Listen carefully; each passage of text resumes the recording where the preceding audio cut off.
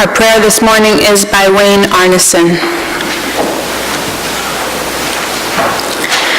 We gather here this morning as seekers and finders, creators and destroyers, givers and receivers of love.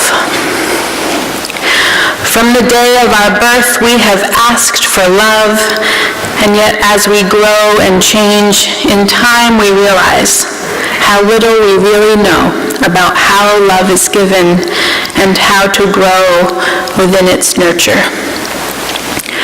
Help us to recognize the love that surrounds us and in which we have our being. Help us to understand how we can be channels for that love. Help us to see ourselves as the loving people we are and can be.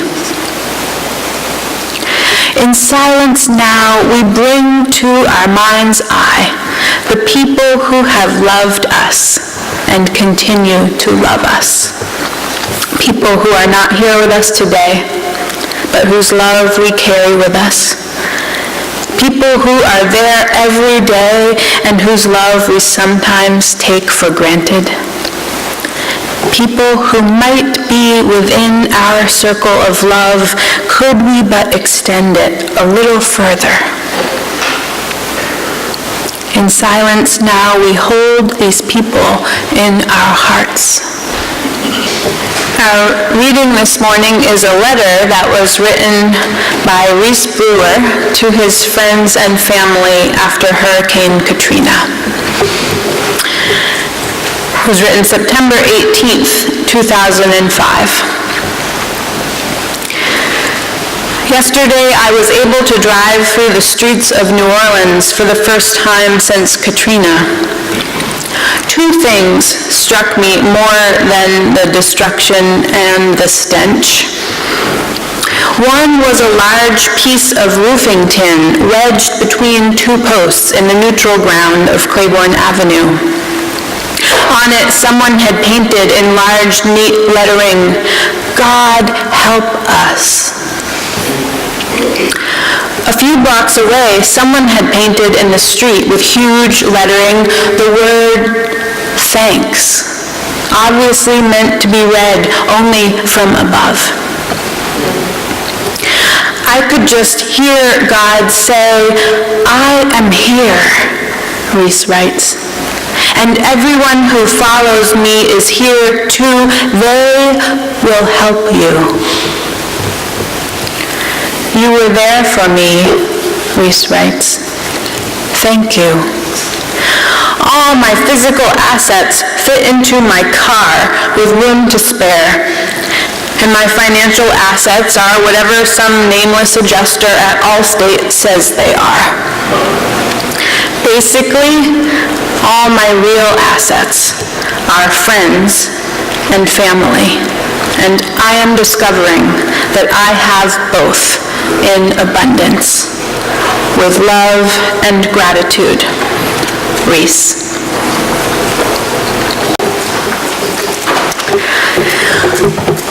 So there's nothing like a disaster or a crisis or a health scare for you to find out who your real community is and what your real assets are. While some people shy away from the drama or the mess, others show up, stick around, hold your hand, stay till the end. There's nothing like a disaster or a crisis for you to learn how loved you are. I did a little counting the other day, and I figured out that after we were flooded here at the meeting house, over 250 people donated money to help us recover. Some of the names I recognized and some I didn't, but each one made me smile. There's nothing like a disaster or a crisis to discover what people's strengths are and what they are capable of. Some of the jobs that people with after the flood were kind of gross. There was a lot of mud and the smell of wet cardboard and mold is not a very nice one. And the crawl space underneath the meeting house is a dirty, dirty place. And probably the most disgusting thing was when we realized about a week after the flood that one of our refrigerators had been lost. And yep, the freezer was full. So let me tell you, we have some heroic friends in our midst. Yes.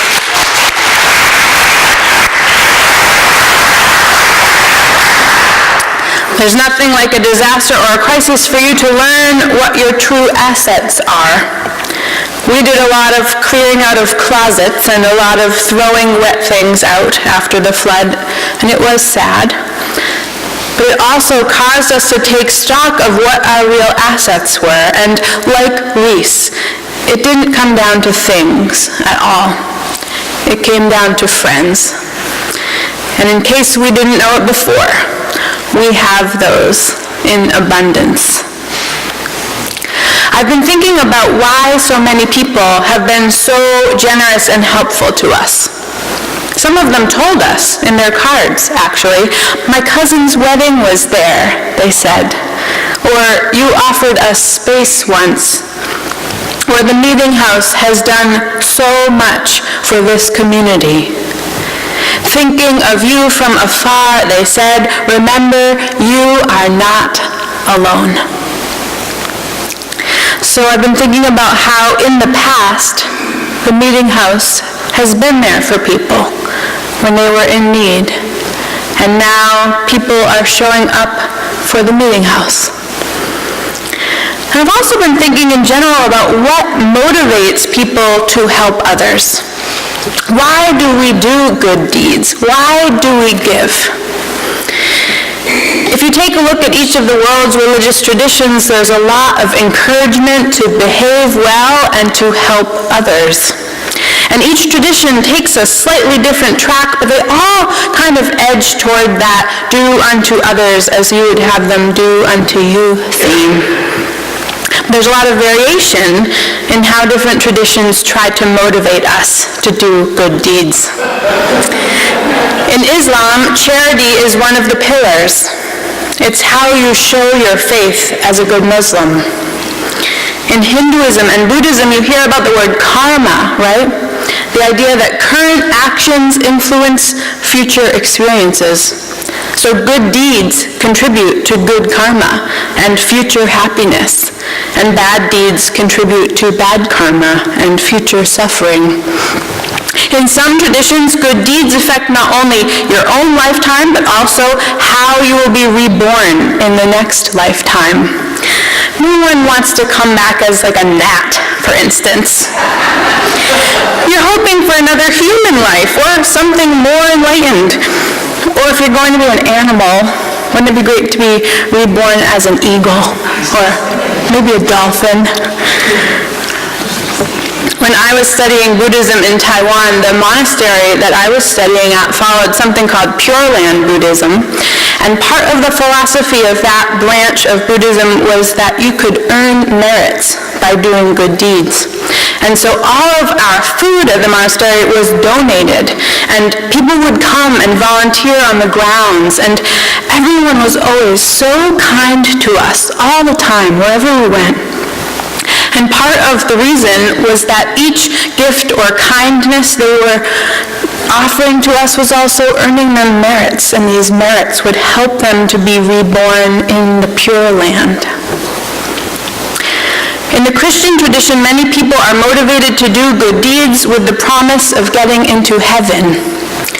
In the most simplistic version, there is a place for people who do good, and it is heaven, and there is a place for people who are bad, and it is hell.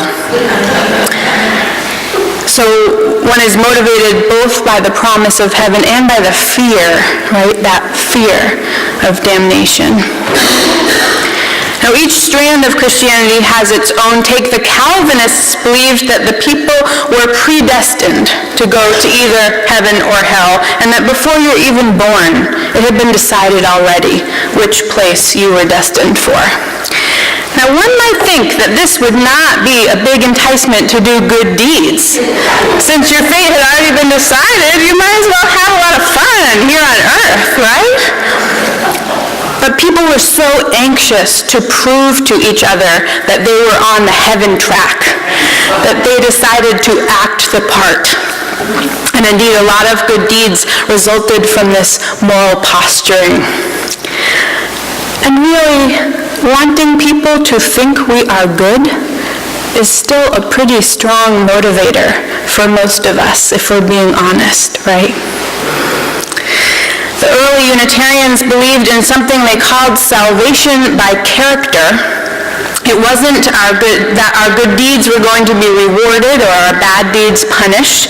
It was that doing good deeds and working for justice was the way to live out our faith and bring it to life.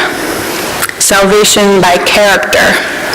There's that old joke of how do you tell the difference between the Universalist and a Unitarian? And the Universalist believes that God is too good to damn us, and the Unitarian believes that we are too good to be damned.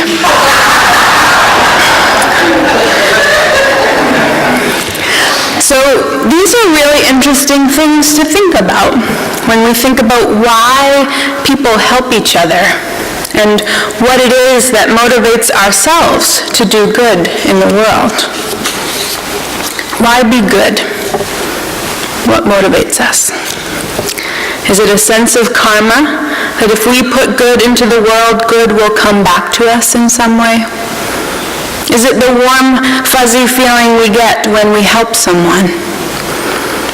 Is it a sense that we are the hands of God? Is it a fear that we might be punished somehow for not being good? Or a hope that something better will be waiting for us at the end of our lives if we have lived our lives well? Is it a feeling that we have been helped ourselves and that we should somehow give back what we have been given? I bet a lot of us are motivated not by divine judgment, but by the judgment or teachings of someone who has high expectations of us, like a grandmother. Or there is someone in our life who is so good and giving, and we love and admire them and want to be more like them. There are the outer voices guiding us, and then there is also the inner voice, the voice of the conscience, which quietly tells us what is right and which keeps us up at night when we've done something wrong. So many motivating factors, so many energies, so many philosophies are guiding us as we move through this world. A few years ago, I watched the film Pay It Forward. Have you seen it?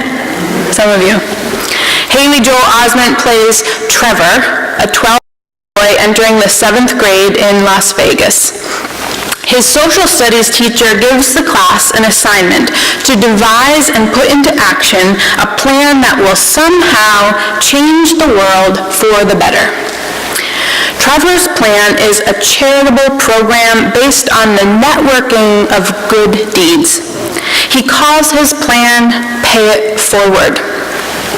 Trevor does a favor for 3 people, asking each of them to pay the favor forward by doing favors for 3 other people, and so on, along a branching tree of good deeds.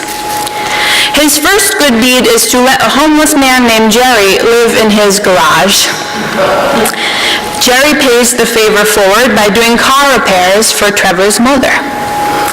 Trevor's efforts appear to fail when Jerry relapses into drug addiction, but later, Jerry pays his debt forward by talking to a suicidal woman who is about to jump off a bridge.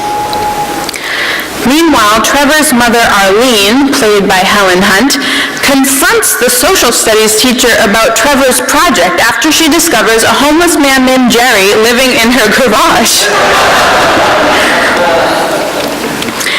Trevor's school assignment marks the beginning of the story's chronology, but the opening scene of the film shows one of the later favors in the Pay It Forward tree, in which a man gives a car to Los Angeles journalist Chris Chandler. As the film proceeds, Chris traces the chain of favors back to its origin, Trevor's school project. You see, Arlene paid Jerry's favor forward by forgiving her own mother, Grace, for her mistakes in raising her. And Grace helps a gang member escape from the police, and the gang member then saves a girl's life in the hospital, and the girl's father gives Chris his new car. Chris finally identifies Trevor as the originator of Pay It Forward and conducts an interview in which Trevor describes his hopes and concerns for the project. Now, I'm not going to lie, before you go out and see it, the movie has kind of a sad ending. But the movie's main idea, well, really the book that the movie was based on by Catherine Ryan Hyde, the main idea of paying it forward rather than paying it back has been so meaningful to people that it's really made its way into our vernacular. It's another idea that influences us, maybe even subconsciously, when we're deciding how we want to be in the world. We started this morning's worship service with a letter written by Reese Brewer after Hurricane Katrina. Remember? He said, "I could just hear God say, 'I am here, and everyone who follows me is here too. They will help you. All my physical assets fit into my car with room to spare, and my financial assets are whatever some nameless adjuster at Allstate says they are. Basically, all my real assets are family and friends, and I am discovering that I have both in abundance." Last month, after our flood here on the Cape, Reese reposted that letter on his Facebook page, this time with a P.S. P.S. One of those newfound friends was a woman named Kate, who came down with a church group and worked on cleaning up and repairing my house. Today, she is the minister of the UU Church in Provincetown, Massachusetts, and I have moved on from New Orleans and live about 45 miles from her. Tomorrow, I will be stopping by Home Depot and loading up my car with cleaning supplies and heading out to Provincetown. Am I paying it forward or back?